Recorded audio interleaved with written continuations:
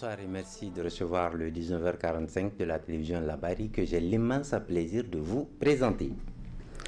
Le club OHADA a organisé ce jeudi matin la 6e édition du concours de l'As de la plaidoirie en droit.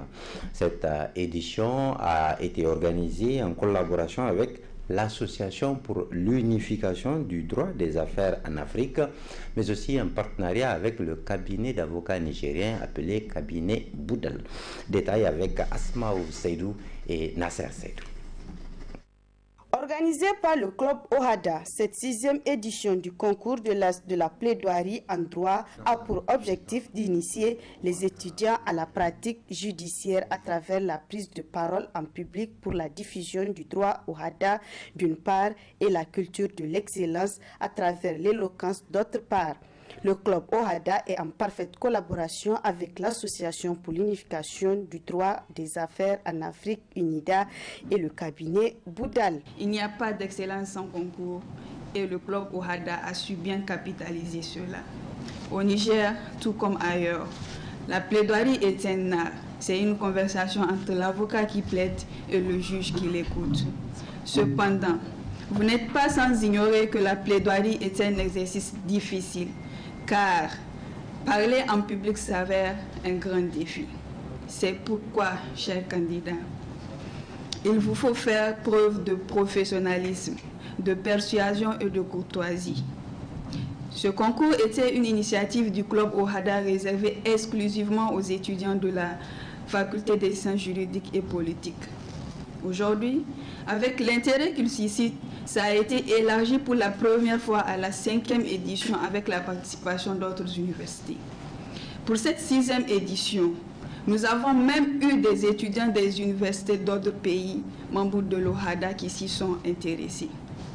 Notre partenariat avec le cabinet Boudal n'est pas impromptu.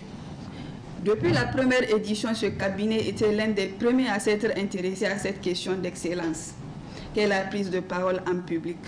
Son promoteur a été le président du jury de cette édition et le lauréat de cette édition a non seulement représenté le Niger au concours international Génie en herbe OHADA à la 8e édition au Sénégal et est actuellement magistrat au tribunal de grande instance de Tawa. Le représentant du doyen de la faculté des sciences juridiques et politiques, FSJP, a pour sa part félicité et encouragé les membres du club pour cette activité qui est déjà à sa 6e édition avant de souhaiter une bonne chance aux candidats à ce concours. À travers ce concours, les lauréats et les talents qui vont être repérés vont finir leurs études, vont obtenir des diplômes et probablement ils vont travailler dans le secteur privé et dans le secteur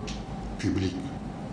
Ce qui sera un atout parce que c'est le Niger qui sortira gagnant en faisant travailler ces talents qui vont sortir des écoles. Je vous encourage, je souhaite que vous continuiez à perpétuer ces événements, que vous continuiez également à créer d'autres activités, parce que ce concours c'est un classique, comme vous venez de le dire, c'est la 6e édition. Donc il faut continuer à créer d'autres activités qui vont permettre le développement de votre association et de façon générale le développement du Niger. La présentation d'expérience des anciens lauréats a sanctionné la cérémonie d'ouverture à ce concours qui va durer 2 jours. Alors maintenant dans la salle micro de l'hôtel Radisson Blu de Niamey pour parler de la journée porte ouverte organisée ce 25 avril par l'IFDC, une institution spécialisée dans le domaine agricole. Cette journée qui coïncide avec les 50 ans d'existence de l'institution a enregistré la participation de plusieurs acteurs du domaine agricole, notamment le secrétaire général du ministère de l'Agriculture et de l'Élevage. Détail avec Boubacar Ibrahim et Aboubakar Souley. Faire découvrir les réalisations auxquelles ils sont aboutis et l'impact observable dans le domaine de l'agriculture au Niger, voilà alors l'objectif affiché à travers cette journée porte ouverte de l'International Fertilizer Development Center, autrement dit le Centre international de développement des engrais. Dans le discours prononcé à l'occasion de cette cérémonie de lancement, le directeur pays de l'IFDC a fait une présentation globale du centre et des objectifs auxquels il concourt. La mission de l'IFDC est de développer des technologies permettant d'améliorer la santé des sols et la nutrition des plantes. Cela entraînera sans doute une augmentation de la productivité des exploitations agricoles. L'IFDC se focalise sur la recherche et développement pour créer une attraction sur le marché et stimuler la demande de technologies améliorées et aussi participer à l'augmentation de la production par l'adoption à grande échelle des technologies améliorées. Comme vous le savez, l'IFDC est présent au Niger depuis les années 80, lorsqu'on était en collaboration avec l'ICRISAT. Mais officiellement, l'IFDC s'est installé au Niger en 2017 à travers notre projet phare que nous appelons la réforme des secteurs des engrais financé par les MCC. À partir de ce projet, on peut dire que l'IFDC a officiellement 7 ans au Niger, mais sur le plan global, cette année, l'IFDC fête ses 50 années d'intervention à travers le monde. En procédant au lancement officiel de la journée, le secrétaire général du ministère de l'Agriculture et de l'Élevage n'a pas manqué de saluer l'IFDC pour ses multiples interventions dans le domaine agricole au Niger. Le rôle et l'impact des différentes technologies qui interviennent dans l'amélioration de la production agricole. Ces technologies, comme vous le savez, viennent contribuer à la souveraineté alimentaire et nutritionnelle à laquelle le Conseil national pour la sauvegarde de la patrie et le gouvernement attachent beaucoup d'importance. En effet, l'IFDC, depuis plus de 7 ans, apporte sa pierre à cette mission que porte le ministère de l'Agriculture et de l'Élevage. Je voudrais rassurer l'IFDC, ses partenaires techniques et financiers et les différents acteurs du projet du soutien du gouvernement du Niger qui ne ménagera aucun effort pour vous accompagner dans votre noble tâche de développement au Niger. Je voudrais profiter de l'occasion qui m'est offerte pour féliciter l'IFDC Niger pour l'organisation de la présente journée porte ouverte qui, j'en suis persuadé, permettra de mieux faire connaître ses interventions au Niger et sa contribution au développement de notre pays. Ainsi, faut-il le rappeler, l'IFDC est une institution technique internationale qui s'est fait pour objectif contribuer à relever le défi de nourrir de manière suffisante et durable la population mondiale à travers l'augmentation de la productivité agricole, l'amélioration de la sécurité alimentaire et la réduction considérable de la pauvreté. Séance de salubrité ce jeudi matin à l'hôpital national de Niamey. À l'origine de cette activité, le syndicat national du personnel autonome de la santé, affilié à la Confédération nigérienne du travail CNT. Notons que cette activité intervient à quelques jours de la fête du 1er mai, fête des travailleurs. Détail avec Ismaël Moumouni Moussa et Sadou Toumi. Contribuer à l'hygiène de ces centres de santé de renom, telle est la volonté qui a animé le syndicat national du personnel autonome de santé SAMPAS, affilié à la Confédération nigérienne du travail CNT, à travers cette séance de salubrité à l'hôpital national de Niamey. Cette action est en parfaite adéquation avec les activités de la structure. Dans le cadre de nos activités syndicales et en prélude à la fête du 1er mai, nous organisons cette journée de salubrité afin de rendre propre notre institution. Cette salubrité sera suivie d'une sensibilisation à l'endroit des accompagnants pour mieux leur faire comprendre l'hygiène dans une institution sanitaire.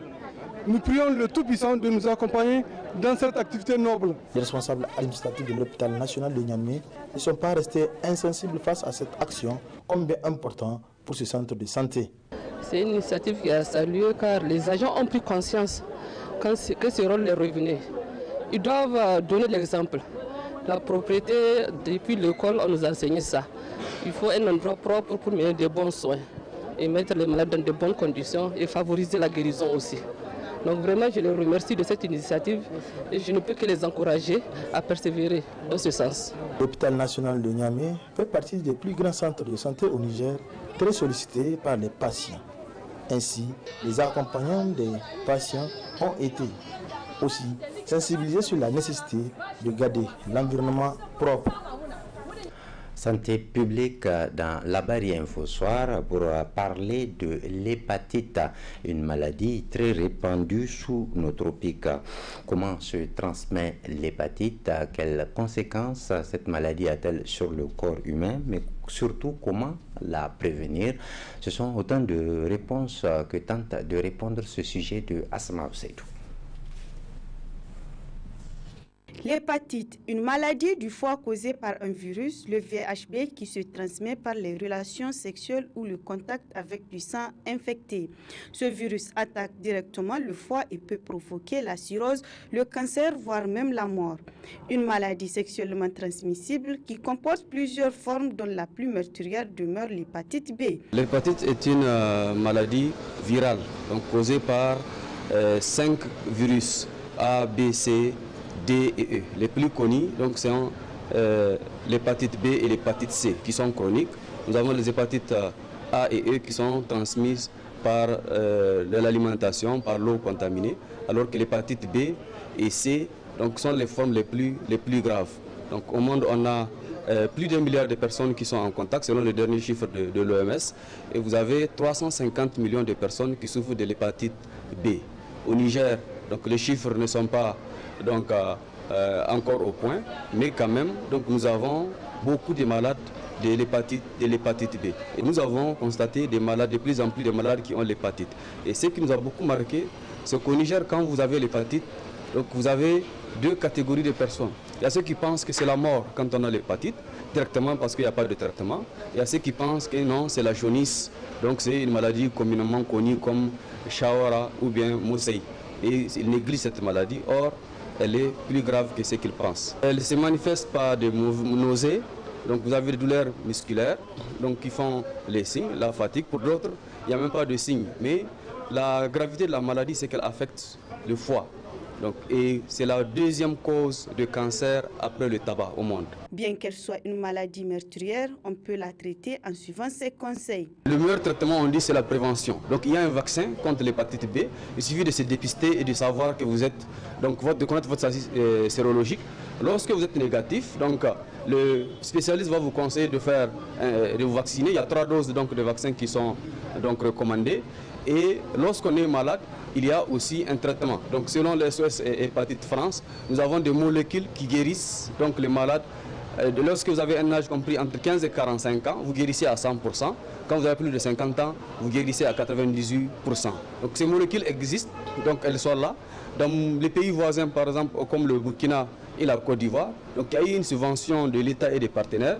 Les molécules coûtent beaucoup moins cher qu'au Niger. Et nous voulons, à travers donc, ce travail de notre organisation, amener l'État et les partenaires nigériens à casser les prix, à rendre beaucoup plus disponibles ces médicaments-là pour les Nigériens. Donc pour les molécules, c'est selon le spécialiste, donc selon la gravité de votre maladie, le médecin spécialiste va vous prescrire donc l'une des molécules qui peut être efficace pour votre traitement. Cependant, les biologistes appellent la population à se faire dépister pour connaître son statut afin de lutter contre cette maladie. En cette ère où les objets et outils modernes sont si répandus, beaucoup d'objets traditionnels ont tendance à disparaître. C'est le cas de la bonne vieille calebasse que l'on retrouve difficilement parce qu'elle est de plus en plus remplacée par le plastique. Détail dans ce reportage. Roba pour certains, cope pour d'autres. Ce sont ces ustensiles en plastique qui inondent en ce moment le marché. Elles sont venues damer le pion à la traditionnelle calebasse, qu'à cela ne tienne, le commerce de ces 2 matières d'ustensiles nourrit ces hommes.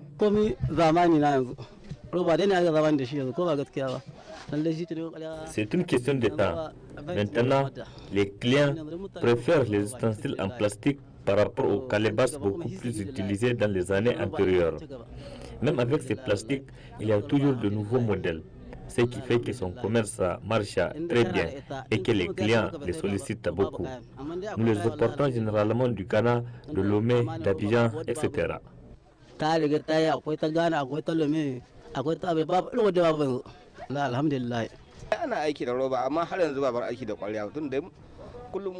Les gens utilisent plus les ustensiles en plastique, mais jusqu'à présent, beaucoup continuent à faire confiance aux calebasses, car chaque jour, les clients viennent pour s'en procurer.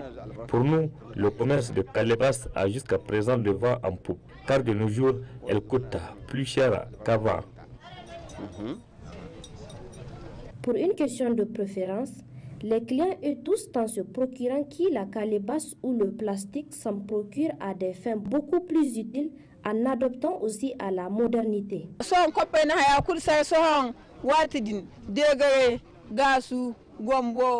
Maintenant, les copes ont tout gâté. Avant, on utilise les objets purement traditionnels, les louches, les accrochoirs, les calebasses, les cuillères, les tasses. Aujourd'hui, nous avons tout abandonné. Peut-être parmi tous ceux que je viens de citer, on continue à utiliser les calebasses. Même ça, c'est pour rincer le riz. Mais dans les campagnes, ça va. Les gens utilisent encore les calebasses.